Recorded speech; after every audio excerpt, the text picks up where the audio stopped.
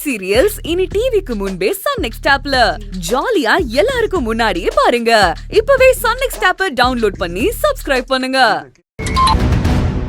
அம்மா, உன் மிஸ்ட் கால் பார்த்தேம்மா. பத்திரமா வீட்டுக்கு போய் சேர்ந்துட்டியா? அம்மா, இந்த வீட்டை பத்தி நீ ஏன் கவலைப்படுற? இந்நேரம் உன் வீடு அங்க நாசமா போயிருக்கும். அத பத்தி நீ கவலைப்படு. முட்டாள் முட்டாள். அப்பா. டேய், என்ன அப்பா அப்பான்னுகிட்டு ஏன் இப்படி ஒரு காரியத்தை பண்ண? அப்பா, ஜோசியர் வந்து சும்மா ஜோசியர் ஜோசியர் நீ என்கிட்ட சொல்லிட்டு இருக்காத. இந்நேரம் உங்க அம்மாவை அந்த செல்வநாயகி சந்திச்சிருந்தாலும் உன் நிலைமை என்ன ஆயிருக்கும்? சத்யா பட்ட கஷ்டம் எல்லாம் வீணா போயிருக்கும்ல. உனக்கே அது புரிய மாட்டேங்குது. அப்பா, அத்தை திருந்திட்டாங்கப்பா. ஏய், ஆனா நீ திருந்த மாட்டல்ல? அப்படிதானே? உன் மூளை என்ன மழுகி போச்சா இல்ல மக்கி மண்ணா போய் வழியுதா? அறிவு கட்டவளே. என்னங்க வேணாங்க, பாவங்க, அவ ரொம்ப மனசு நொந்து போயிருக்காங்க. அப்பா, இந்த பார், உனக்கு ஒண்ணு சொல்றேன். சத்யா பேச்ச கேட்டு நடக்கிறதா இருந்தா பேசு, இல்லன்னா அவ்வளவுதான். ஆமா, நீ எதுக்காக அவளை வெறுக்கிற? சொல்லு. சத்யா யாரு? அவ உன் கூட பிறந்த தங்கச்சி தானே. அவ உனக்கு கெடுதல் இருப்பாளா? இத பார், சத்யா இல்லாம நீ அந்த வீட்டு வாசல்ல அடி எடுத்து கூட வச்சிருக்க முடியாது. சத்யாவாலதான். ஐயோ, போதும், நிறுத்துங்க. சத்யா சத்யா சத்யா, எப்ப பார்த்தாலும் சத்யா. அவளை மட்டும் தலையில தூக்கி வச்சு நல்லா ஆடிட்டு இருக்கீங்க. ஏன்பா அப்படி? நான் அப்ப உங்க மக இல்லையா? சத்யாக்கு மட்டும் என்ன தலையில கொம்பு முளைச்சிருக்கா?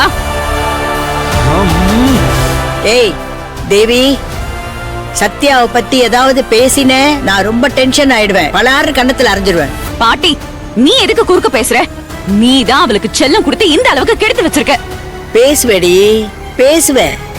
இங்க 80வது கல்யாணத்துல விஷச்செடியை அரைச்சு குடிச்சிட்டு வெக்க போர் மேல விழுந்து சாக போனவதானே நீ.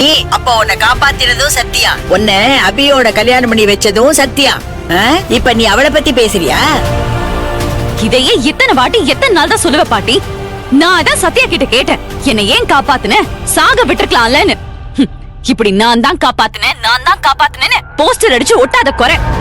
திரும்பி திரும்பி சொல்லி காட்டுறதுக்காக தான் காப்பாத்துனியான்னு அவளை நான் நல்லா கேட்டேன். தேவி, தப்புமா. பாட்டி கிட்ட அப்படி எல்லாம் குரலை வசத்தி பேசக்கூடாது. நீங்க வேணும்னா கும்பிடு போட்டு பாட்டி பேச்ச கேளுங்க. என்னாலலாம் கேட்க முடியாது, போதுமா? ஏய் தேவி, பெரியவங்களை அப்படி எல்லாம் பேசக்கூடாது. அம்மா, நீ கொஞ்சம் சும்மா இரு. நான் இங்க படுற கஷ்டம் எனக்கு தான் தெரியும். ஆளுக்கு அட்வைஸ் பண்ண கிளம்பிட்டீங்க. என்ன விட சின்னவாவ எனக்கு புத்திமதி சொல்லுவா, நான் அதை கேட்கணுமா?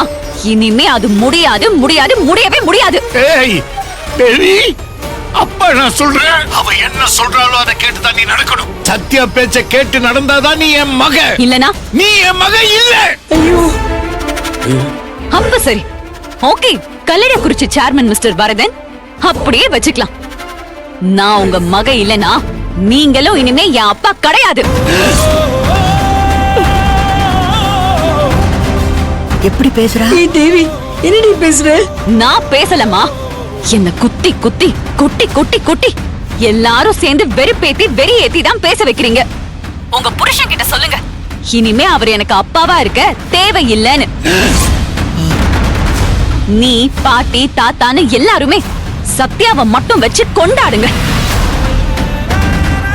இனி அவ ஒருத்தி தான் உங்க மக, பேத்தி எல்லாமே. நான் செத்துட்டேன்னு நினைச்சுக்கோங்க. என்னை எல்லாரும் மறந்துருங்க. இத பாருங்க, இனிமே எனக்கு பிறந்த வீடு புகுந்த வீடுன்னு எல்லாமே இதுதான். எனக்கு அப்பா அம்மா அத்தை எல்லாமே செல்வநாயகி மட்டும்தான். யாரையும் இனிமே நான் நம்ப தயாரா இல்ல. என் அத்தைய மட்டும் தான் நான் நம்புறேன். Good night. என்னங்க? Sorry, good by.